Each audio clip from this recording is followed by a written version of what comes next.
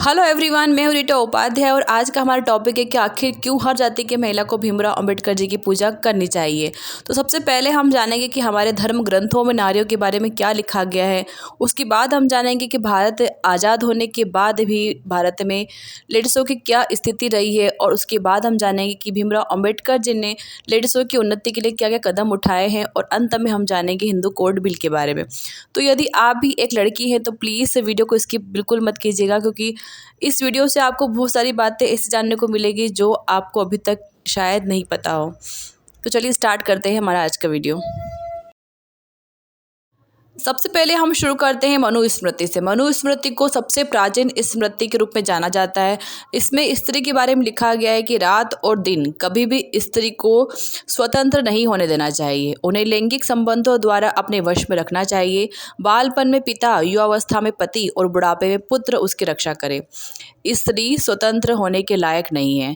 यह मनुस्मृति के अध्याय 9 में लिखा गया है।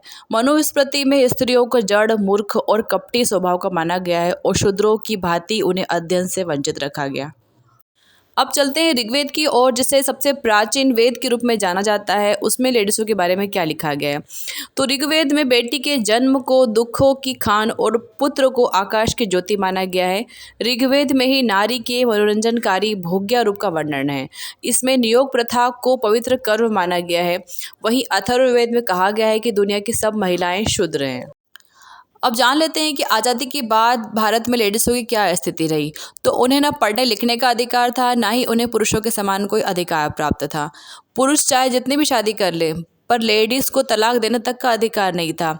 उन्हें पिता और पति दोनों की संपत्ति में कोई अधिकार नहीं मिलता था। यहाँ तक कि उन्हें मैटरनिटी लीव तक नहीं दी जाती थी।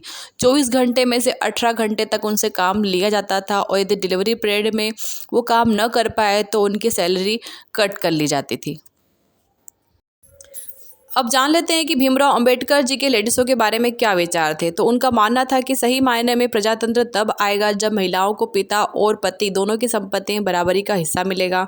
उन्हें पुरुषों के समान अधिकार मिलेंगे। महिलाओं की उन्नति तभी होगी जब उन्हें परिवार समाज में बराबरी का दर्जा मिलेगा, और शिक्षा और आर्थिक तरक्की उनकी इस कार्य में मदद करेगी। वे किसी देश की उन्नति की तुलना इसी से करते थे कि उसमें स्त्रियों की उन्नति कितनी हुई है। अंबेडकर जी के प्रयासों से ही 11 अप्रैल 1947 को हिंदू कोड बिल लाया गया, जिसमें उन्होंने संवैधानिक स्तर से महिला हितों की रक्षा करने का प्रयास किया। इसमें निम्न बातों को लिखा गया। पहला, हिंदुओं में बहुविवाह की प्रथा को समाप्त करके केवल एक विवाह का प्रावधान करना जो कि विधि सम्मत हो। दूसरा, महिलाओं को संपत्ति में अधिकार देना और उन्हें गोद लेने का अधिकार देना। तीसरा, पुरुषों के समान नारियों को भी तलाक देने का अधिकार देना। इस हिंदू कोड बिल को सदन में समर्थन नहीं मिल पाया, और यहाँ तक कि हमारे देश के पहले राष्ट्रपति डॉक्टर राजेंद्र प्रसाद तक ने इस बिल का समर्थन नहीं किया। इससे दुखी होकर के डॉक्टर भीमराव अंबेडकर ने मंत्री पद से इस्तीफा तक दे दिया था। अंबेडकर जी के इस्तीफा देने के बाद पूरे देश में हिंदू कोड बिल को पारित करने के लिए आवाज़ें उठने लगी। अंततः 1955-56 में हिंदू कोड बिल को 4 अधिनियमों में बांट करके संसद ने पारित कर दिया गया, जिसमें शामिल था हिंदू विवाह अधिनियम, हिंदू तलाक अधिनियम, हिंदू उत्तराधिकार अधिनियम और हिंदू दत्तक ग्रहण अधिनियम। अंबेडकर जी ने जाति और लिंग भेद से दूर होकर के लेडीज़ों के बारे में सोचा, और उन्होंने जो सोचा वो शायद ही कोई नेता हमारे लिए सोच पाता। 14 अप्रैल को अंबेडकर जी की जयंती आने वाली है। यदि वीडियो थोड़ा सा भी आपको अच्छा लगा हो तो प्लीज़ एक फूल अंबेडकर जी के नाम से ईश्वर के चरणों में ज़रूर चढ़ाइएगा।